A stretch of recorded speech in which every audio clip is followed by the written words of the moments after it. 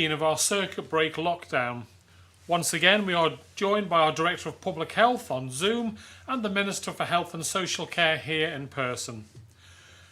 As I mentioned to you on Monday, the Council of Ministers met today to consider what the emerging situation meant for us, and most importantly for you and the measures we have in place. I told you on Monday that if the situation continued to move in the right direction, then we would be able to consider. I want to take you through that, and also through our view on next steps. But before I do, I will invite the Minister for Health and Social Care to update us on the testing numbers, and I know he has a couple of important updates. David. Thank you, Chief Minister. Turning to the figures first of all, the total number of tests undertaken stands at 26,452. The total number of tests concluded also stands at 26,452. So that means at the time of the report being taken for today, those awaiting results was 0. The total number of cases remains at 432, with no new cases identified. There are currently 48 active cases, with one of those cases in hospital. There are a couple of topics that I want to touch on today. The first of these is the over 80s vaccination letters. The final batch of letters are due to go out today, inviting those in the over 80s category to come forward for their vaccination. Everyone within this category should have received their letter by the middle of next week. If after that point you feel that you fall within that bracket and have not received a letter, then please contact 111. But just to stress again, this is only if you are in the over 80s bracket and have not received a letter by the middle of next week. Another important point is contained within the letter is a form for completion. Please ensure that you keep hold of the form and bring it with you to your vaccination appointment. Please do not send it back to 111. On a similar point, the letters are being sent out based on the addresses held on the individual's health records. So if you have recently moved address, please ensure that your new address has been notified to your GP surgery. This will ensure that when it becomes your turn to be called for a vaccination, the letter is sent to the correct address. The next topic I would like to raise is in relation to patient transfers and the vaccination. Those individuals who need to travel via the patient transfer service can now be booked for a vaccination appointment from next week, the 25th of January. There will be daily slots available to be utilised for this purpose. It is important to emphasise that the vaccination is only available to the patient who, due to their medical situation, is likely to be vulnerable to serious illness from COVID-19 should they contract it. It is not available to any escort that may be accompanying them. Before any patient can be vaccinated, it is important that a clinical assessment takes place to ensure that the patient is suitable to be vaccinated. This confirmation will be required from the relevant medical professional directly involved in the patient's care. The patient needs to obtain this confirmation and send it to the Patient Transfer Office at patient.transfers@gov.im. The Patient Transfer team will then collate the information and the 111 team will contact the patient to book the vaccine. Sticking with vaccines, the clinical group has been reviewing once again the time differential between first and second dose of the vaccine. As a reminder, we currently deliver the second dose of the vaccine at 21 days for the Pfizer vaccine and 28 days for the Oxford. The UK has moved to delivering the second dose at 12 weeks, and as has been mentioned before, we regularly keep our approach under review. It is safe to say that this is one of those things where there is clinical opinion on both sides of the argument. And here in the island, we are no different in that we also have clinicians on both sides of that argument. Our clinical advisory group has considered our approach to the vaccination second dose, and through our governance procedures within the Department of Health and Social Care, after much consideration of the scientific evidence and listening to both sides of the argument, the recommendation is that we stick with delivering the second dose after 21 days and 28 days respectively. This is a recommendation the Department has accepted, and so we will not be changing our approach in that regard at the current time. As with all of our decisions, we will keep this under constant review.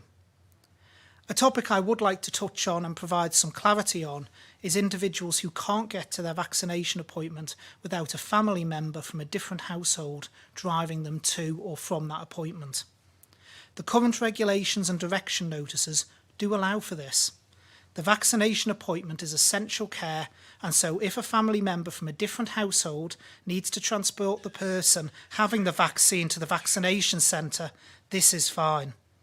The regulations and direction notices in place allow for someone from a different household to transport someone for the purposes of care. In these circumstances, social distancing should take place as far as possible.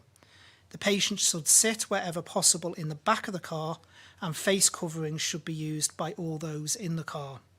The patient will need to be dropped and collected door to door. The person assisting them can't, due to the current infection control measures in place, enter the vaccination centre with them.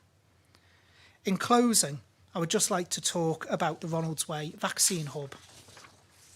I know there is much interest out there about the hub, and for those of you watching on video stream, we have some photos to share. The hub will come online next Thursday, the 28th of January, as planned. There will be 10 cubicles, which can be used simultaneously, and I would like to take the opportunity to thank everyone involved in pulling together and delivering this project, which will assist with our vaccination rollout. Thank you, Chief Minister. And thank you very much, David. This now makes today the 9th consecutive day where we have not seen any unexplained community cases.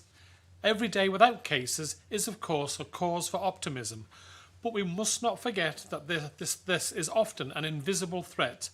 Let me invite our Director of Public Health to set this in context. Dr. Ewart. Thank you, Chief Minister. Yes, as you've touched on there, the cases that give us most concern in terms of the threat to our community are the unexplained cases, the cases that we can't clearly link either to another case or a cluster of cases. And the reason those unexplained cases worry us is because they could be a reflection of the fact that we've got widespread community transference of COVID, some of which is under the radar because it's asymptomatic, but then every now and again a case becomes symptomatic and then we register it because the person comes forward, they have a positive test, and when we do the contact tracing, we can't find where it's come from. That is a cause of concern because we don't know how widespread it is. It's a bit analogous to a wildfire in a peat moorland where it can go under the surface. You think it's gone, you think it's been put out, but every now and again you get a breakout of fire as it gets up to the surface. And that's very difficult to control, and we're always worried that at some point it could lead to a large outbreak of symptomatic cases. It could get into some of our vulnerable groups. They could become seriously ill, and then not only is it bad for them, but it becomes bad for our health service, which potentially would be overwhelmed. So that's the bad scenario and why we worry about the unexplained cases. The good news at the moment is that we haven't seen any for 9 days. Now, we did have 5 since the Christmas and New Year clusters and outbreaks. We had 5 that we couldn't link to those lines of transmission. Now, taking into account the genomic sequencing results that we've received to date, we've actually been able to identify 3 of those unexplained cases as belonging to known clusters and transmission chains. So that's good news in itself. And in fact, even with the 2 that we currently have that are still looking unexplained, we're still awaiting sequencing on them. So we may find that they actually link to chains and clusters that we knew about as well. So all of that is a reason to be increasingly optimistic, although still tempered with caution, because obviously the incubation period for COVID is 14 days. The average is 6. So actually we've already gone past that average incubation time. So it's getting less and less likely that we've got onward chains of transmission that we don't know about, but we can't yet be sure about that. Thank you, Chief Minister. And thank you very much, Dr. Ewart. Now, Dr. Ewart, along with senior colleagues from across government who have been leading the response to this outbreak, joined the Council of Ministers this morning to review our current situation. We wanted the most detailed picture of what the situation might be now that we have passed this milestone of 1 week with no evidence of community transmission, no unexplained cases. As the Director of Public Health rightly reminds us, we are not out of the woods yet. While the risk may be receding, it has not gone. The last thing we want to do is to step boldly out of lockdown and find ourselves having to go back in because we moved too quickly. We have to tread carefully. As I indicated on Monday, most of the immediate changes that we considered today are around outside spaces where there is a broad consensus that the risk of transmission is significantly lower, especially if social distancing, face coverings and good hygiene are also used. This will be a first step, but we are starting on our path back to normality. Let me take you through the changes that we are ready to bring forward and bring in from this first thing on Saturday morning. I will then come back to the strategic picture of how we see the rest of the circuit break lifting and beyond. From midnight Friday night to Saturday morning, so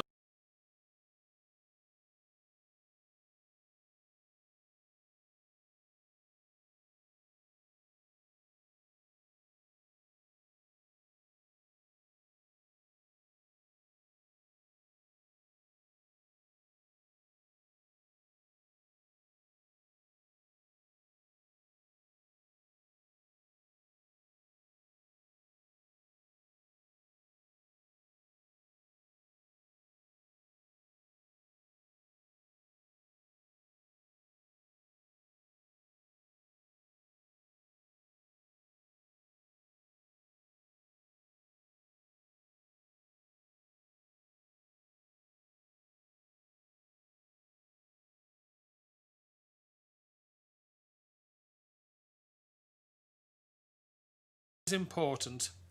As they all go back to work, they must still have mitigations in place. What do we mean by this? Outdoors, this means either working alone or maintaining social distancing. Where this is not possible, for example, if you really have to share transport, please use face coverings. Tradespeople may work indoors only if they are working alone on an empty property. The principle here is to allow those with social distancing are very low risk. We are also able to lighten some of the restrictions on us all being able to see people from other households. That means if you wish to meet other people, such as friends or family, or wish to exercise with people from other households, you can do all this again as long as this is outdoors and you maintain social distancing. But I have to underline that despite these changes coming in on Saturday, others and continues to be important. And we will be asking you to continue to wear face coverings as much as possible. So if you are a gardener returning to work, or if you go for a walk with a friend along the seafront, or if you deck chair with your aunt, please keep your distance and, if possible, wear a face covering. The removal of social distancing and face coverings, we hope, will come at some stage soon, and I will talk about that shortly, but that moment is not now. It might be useful for me to go through what we are not changing today. For now, we need you to avoid indoor meetings with people who are not members of your household. Deck chairing, sitting in the park or a walk together is okay, but stay 2 meters apart, and please don't be tempted to go indoors. We still need to minimise the link between different households a little longer. We need people to continue to work from home as much as possible. We are not quite ready to reopen even low-risk indoor venues like non-essential shops. And we will not be asking our schools to open their doors to all students just quite yet. I've said before, and I stand by this, that we will only have measures in place for as long as we judge they are necessary. So where does this leave us going forward? To give people as much clarity and certainty as possible, we want to approach this in 2 simple phases. During the lockdown last year, from the moment we allowed construction to when we lifted phases in around 12 days. To some this may seem awfully rushed, but you will recall that we entered the circuit break lockdown as a precaution. We did not know what we might be up against.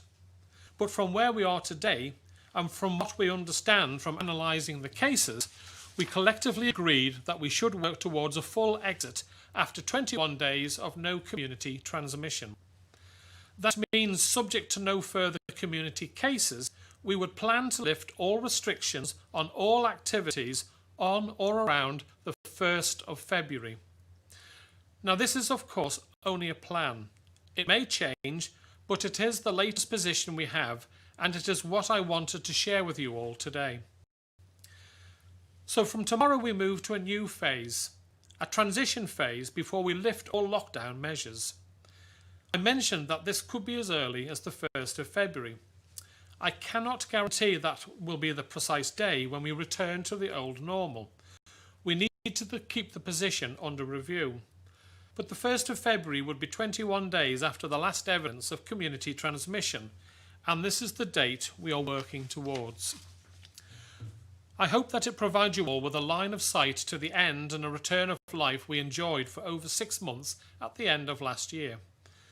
I know there has been a certain amount of speculation that the Council of Ministers would seek to continue longer term with some of the restrictions we now have in place. But no, if we are confident we have dealt with this recent outbreak, then we will lift the measures. We will be refreshing our guidance as soon as possible.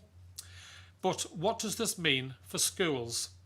It is important that students do not miss any more school than is necessary.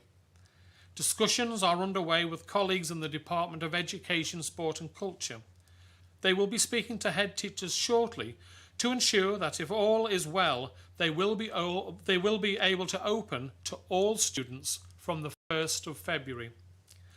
So if we are able to lift all restrictions on the 1st of February, we will be back to where we were at the end of last year, where all businesses are back up and running, where social distancing is not needed, and where face coverings are more a matter of personal and business choice.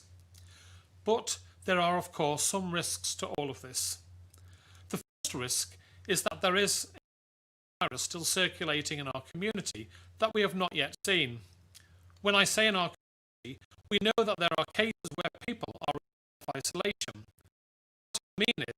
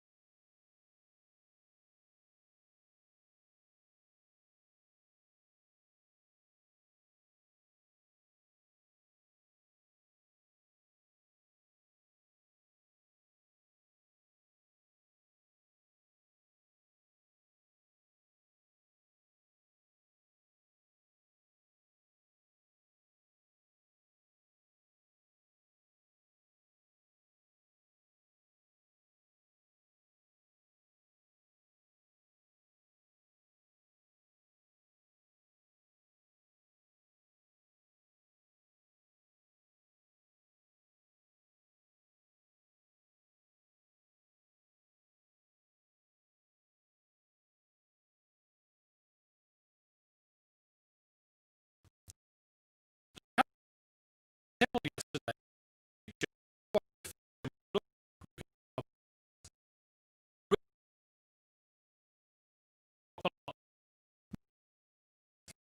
At what point might board restrictions be a It is, of course, an important question to answer with a high degree of certainty, but I think some important principles emerged. First of all, we all accepted that we cannot keep these border restrictions forever. It is not good for the people or the economy of our island. The key moments in the future will be when we have vaccinated at least all those at most risk of getting sick from the virus so that they are protected, and then, of course, when we have offered the vaccine to everyone on our island. This means when we know they and our health service are safe. On current planning, this priority group could be by the end of May. This depends on a number of factors, some of which are beyond our control. It will depend also on how things are going with our neighbours. The Lord Bishop had a good way of describing it in Tynwald yesterday. He said that while the world may never fully eliminate the virus, it has to try to get to a point where it has eliminated the threat of the virus and the danger it poses. This feels right to me. For the moment, we need to continue our policy of local elimination while we vaccinate our most vulnerable. Once that is done, then maybe we can pivot. Mapping out what this might look like and what the triggers might be is underway.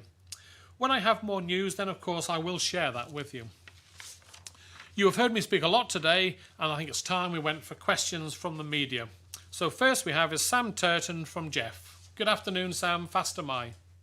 Fast am I, Chief Minister. I just wonder if I could start with a little bit of housekeeping. Minister Ashford, you said we had no people awaiting results, and pretty much as you said, I got a message through saying I still haven't had my result back from yesterday off a friend of mine. Just in terms of this, does this mean that there are their test has come back, but they may not have been told themselves yet, or how does that work? Well, the report that's given at these briefings is a snapshot in time, Sam. So it's a snapshot from the laboratory figures. So that would have been taken earlier today, the snapshot from the laboratory figures. So obviously there might be people who've been tested since that report that are then awaiting results. Okay, but these were people, so their thing was they had this test taken yesterday. Well, so this was the morning sort yeah, of... well, in that instance, they should have had the results back. Maybe they haven't been able to be contacted yet to actually give the results, but certainly the results are back from those tests. There's no way awaiting results outstanding at the time of the snapshot of the report, which was this morning. Thank you. And then, Chief Minister, we start. We said about with deck chairing and walk along the promenade. In terms of with people, there will be can we just get the absolute clarity on what the advice is with masks on this situation? Because I know people will ask again. So it's just... Well, we strongly advise, Sam, we haven't brought in legally that you must, but we strongly advise people to wear face masks whilst walking and or talking to friends.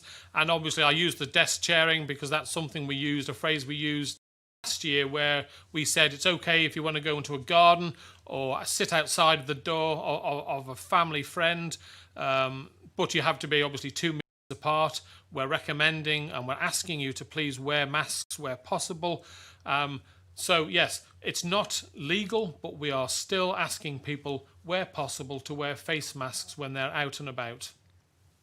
Thank you. And just secondly, with the potential for outdoor back the weekend, early next week, the support packages have still not been completely paid for this month so far.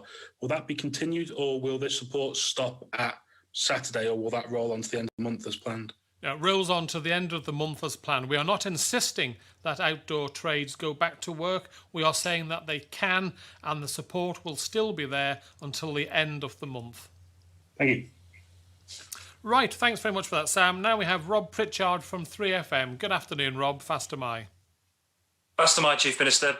First of all, you mentioned that if all goes to plan, we could have a transition period over 12 days, I think you said, of looking to lift restrictions.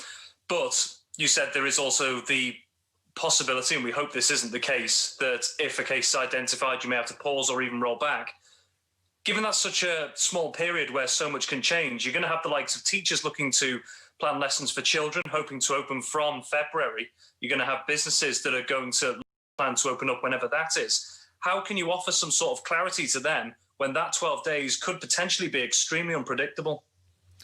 Well, Rob, it's a case we cannot look into the future. And even when we came out of lockdown the last time, we still wouldn't have come out if we'd have had a case right at the last minute. So we are speaking to the head teachers as we're talking now. Our officers are speaking to them to advise and discuss. They will be allowed to start planning and going into schools towards the end of next week to get the schools ready and get themselves prepared so that on a week on Monday we can open our schools.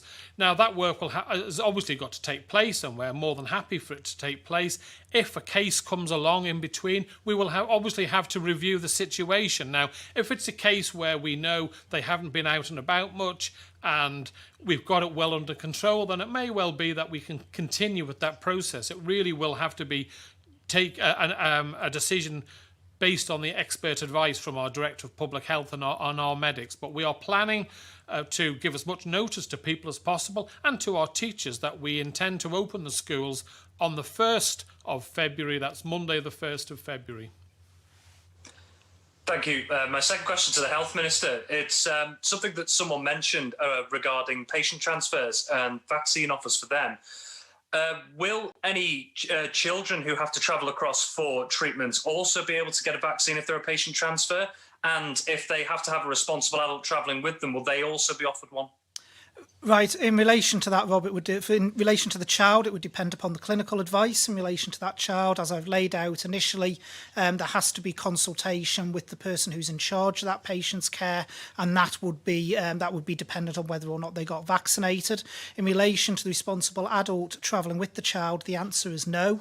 As I explained, escorts will not be vaccinated. The reason for that being is our entire vaccination programme, not just here, but the UK has taken the same principles as well as of other Crown dependencies, is the process is not about someone's likelihood of contracting COVID-19.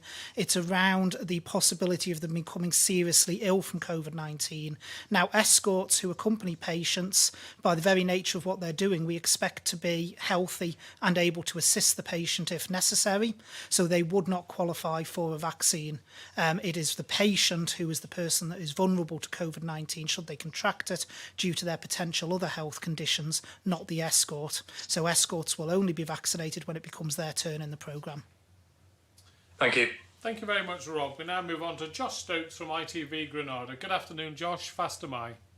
Good afternoon, Chief Minister. My first question probably for you and Dr. Ewart, please. The initial end date many were looking at was the 28th of January, which was intended to mark the end of the circuit break lockdown. That's now changed to around the 1st of February. But at the last conference, we heard that we'd need 28 full days with no community transmission to know that the virus has been fully eradicated from the island. So do you worry that the 1st of February may be too soon to ease many of these restrictions? Well, actually, if you look back to when we came out of lockdown the first time, seems like a while now ago, 7 or 8 months ago, we actually came out on 26 days. So it was. You look at all the data, the severity of the cases. When we did it initially, the first time we'd had sort of, I don't know, around 50 separate clusters. This time we've had one real cluster that concerned us. Otherwise, we wouldn't have had to shut down. But I think I'll ask the Director of Public Health to expand on my answer. Dr. Ewart. Thank you, Chief Minister. Yes, what you've said is quite correct. The 28 days comes from the standard public health protection definition of when you can regard an outbreak of any communicable disease as closed. And that is derived from taking the closure point as 2 full incubation periods for that disease with no new cases. So for COVID, with the incubation period being 14 days, that gives you the 28 days. But obviously, as with so many things, that is quite arbitrary. And as Chief Minister has said, within that, you're looking at what you're seeing. Are you continuing to get sporadic community cases popping up, in which case you would be more concerned about the length of time you leave after each one before you feel that you can actually assume or accept that you're not going to get any more transmission from that. So with the picture that we're seeing and with the very clear links back to specific travel-related cases around the Christmas and New Year period, we are, able to feel more confident that we don't need to go through the full 28-day period. Thank you. Thanks for that clarification as well.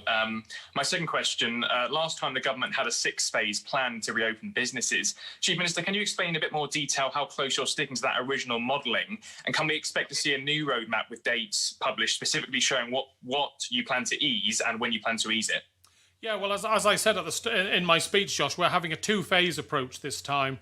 The first phase is allowing the trades, the outdoor trades, to be able to start to work from Saturday, and then from the 1st of February, we will be allowing everything is back to normal. Now, obviously, we've learned from when we had the first outbreak of COVID on the island, there was no rule book, there was no guidelines for us to go through. We now have the experience of the outbreak in March and how we came out of that. We've learned from that, and with the advice of our medical experts and our Director of Public Health, we are suggesting that we have 2 phases and that the second phase is the 1st of February where we open up everything. Thank you. And if I could just say, that will be published later on tonight, Josh, on our government website for everyone to see. Okay, Right. Thanks for that clarification. Next we have is Simon Richardson from Business 365. Good afternoon, Simon. Fast am I. Good afternoon, Chief Minister.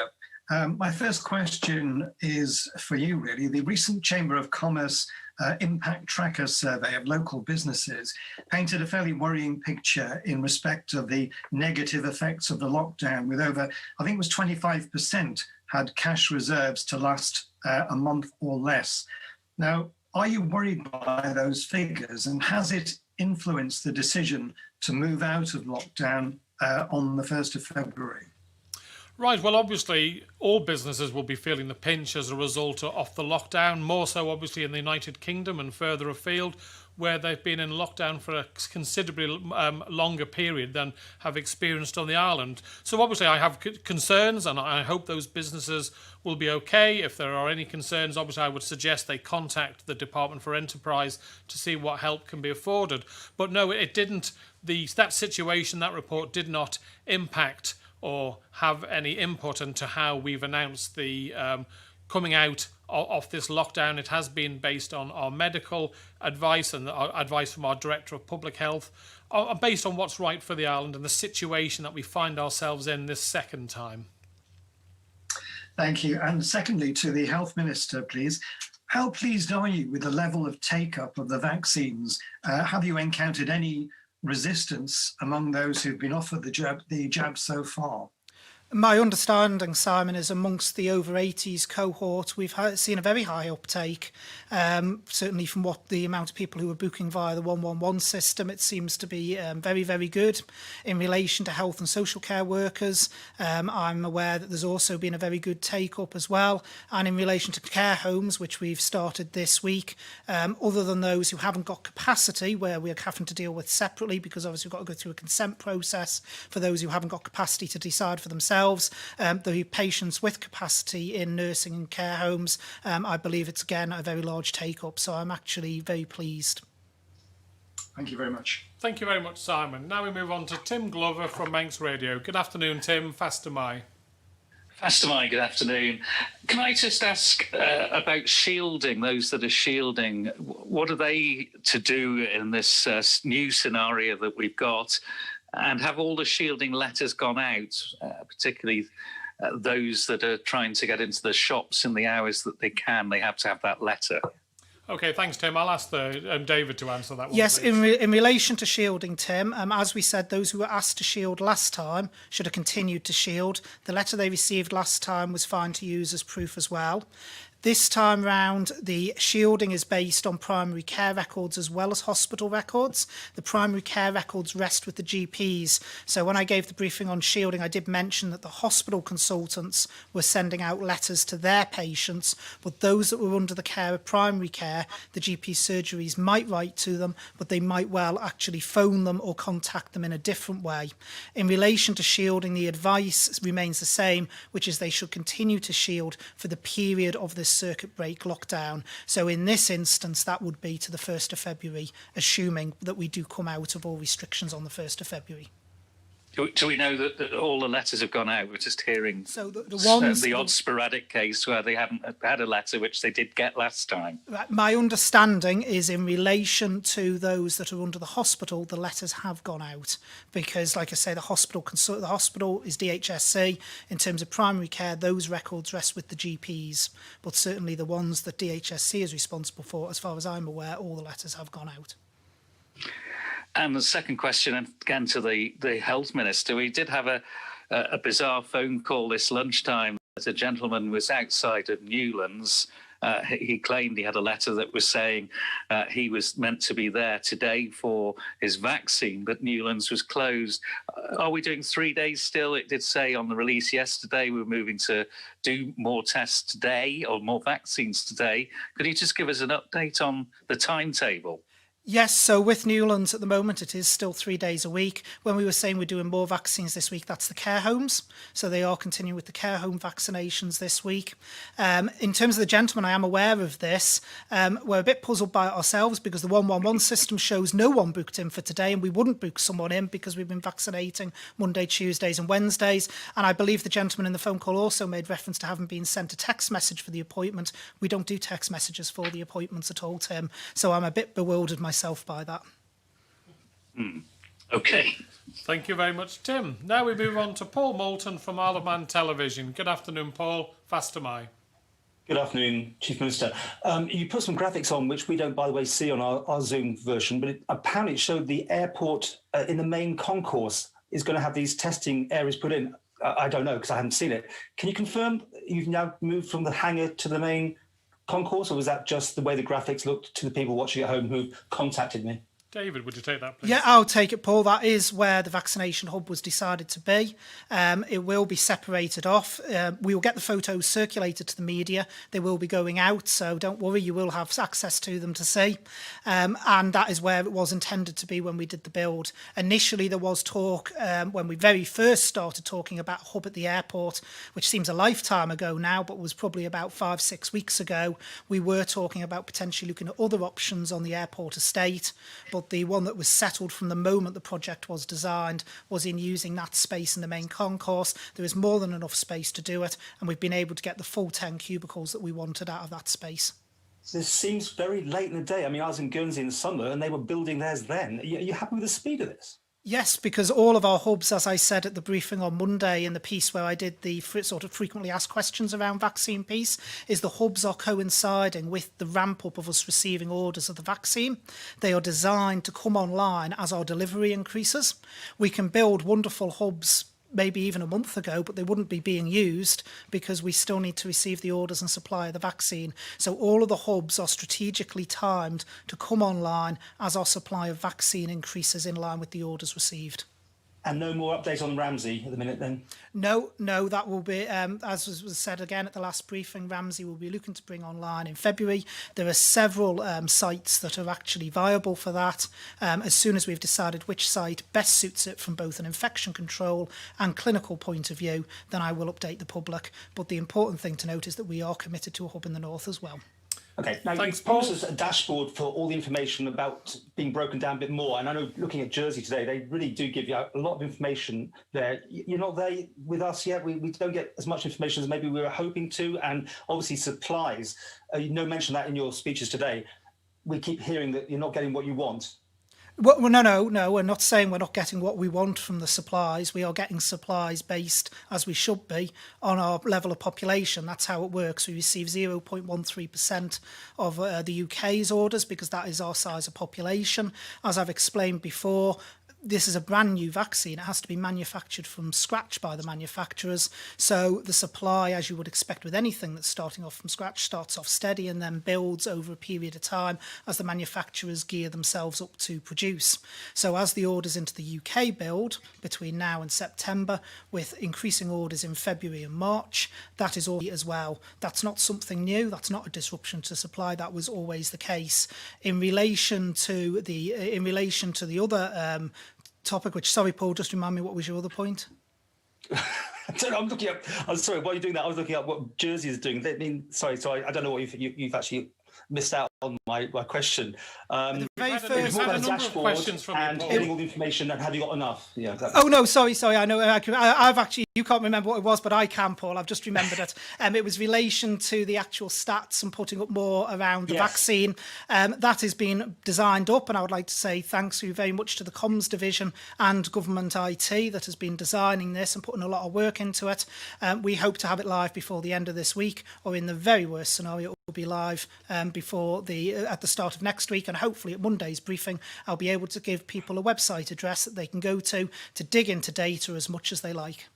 Okay, Thank you very much, Paul. Now we move on to Helen McKenna from Alaman Newspapers. Good afternoon, Helen. Fast am I. Good afternoon, Ministers.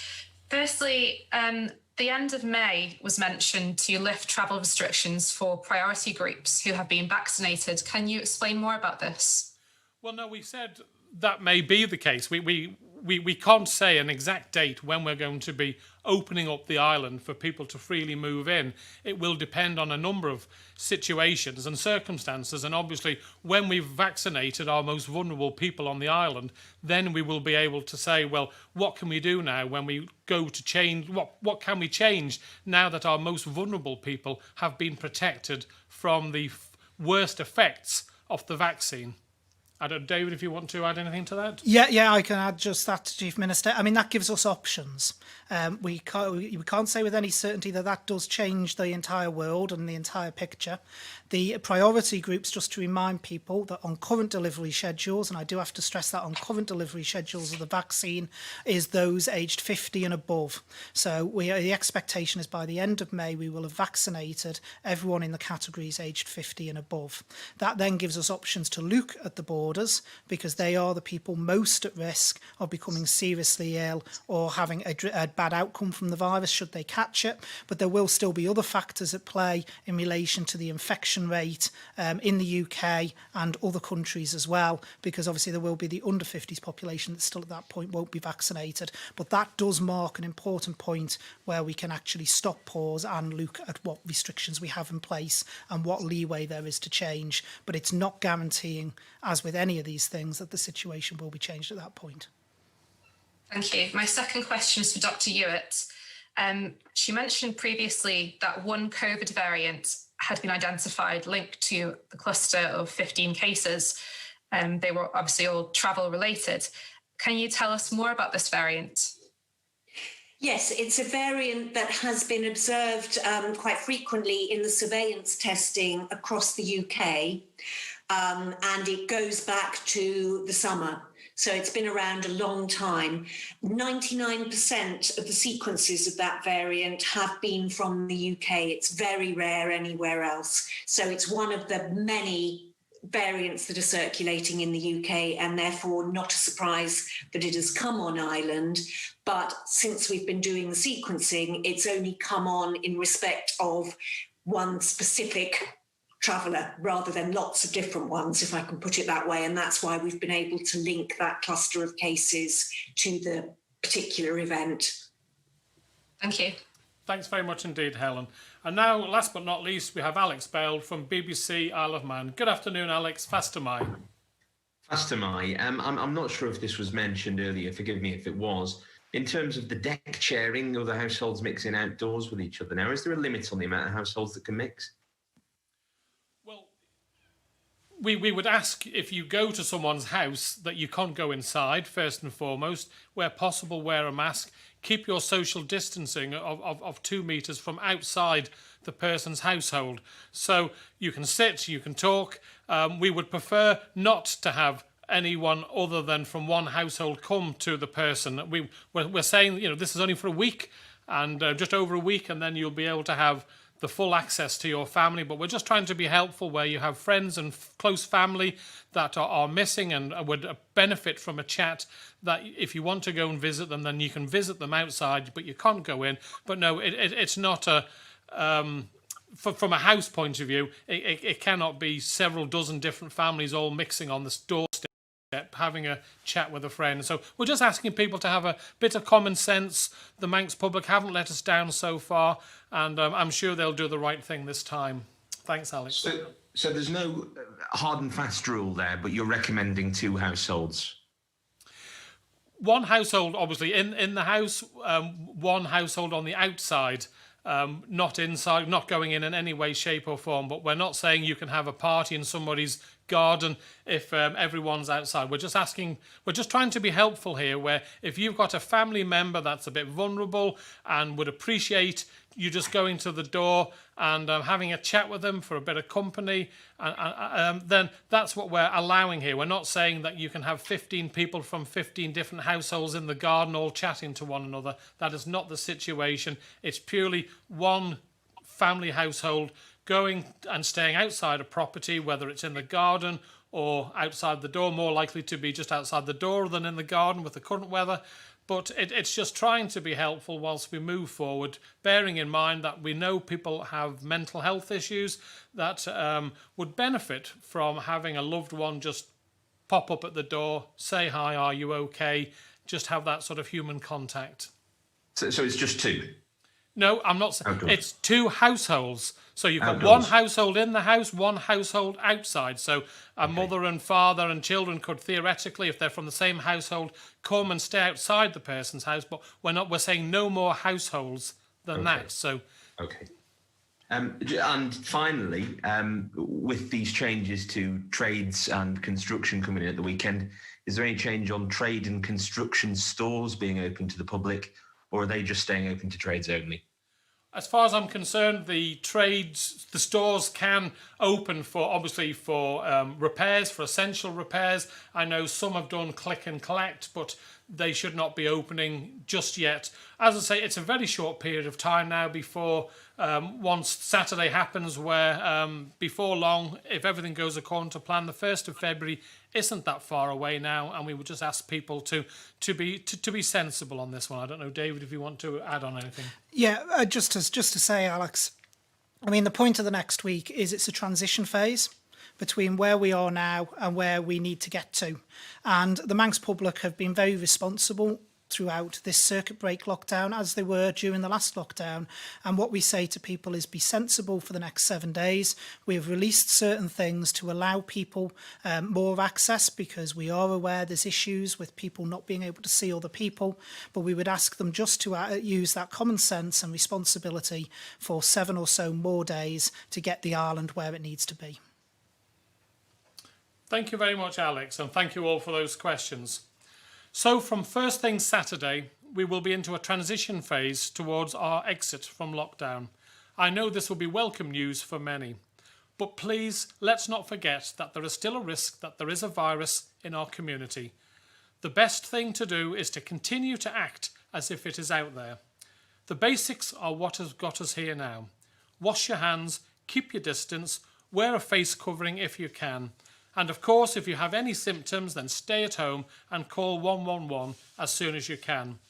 Please keep doing the right thing. This is what will see us through to the end of the month, and hopefully out of all measures. We must not drop our guard. Make the right decisions to keep you, your family and your island safe, and to protect our vaccination programme. Thank you all very much.